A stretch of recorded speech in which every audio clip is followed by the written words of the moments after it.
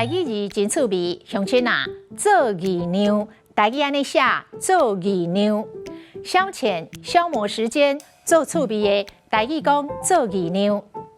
常常看到三金婆咧拣茶米，金婆讲老伙仔讲罔做义娘，三姐讲是讲伊用人一个，拢去公园甲人行棋做义娘。所以若是营营无聊，无代志做，就是无义娘。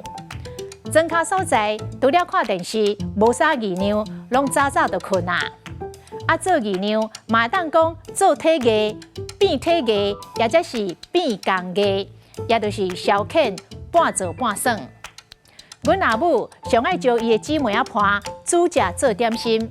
阿母讲规工用先生忙变体艺。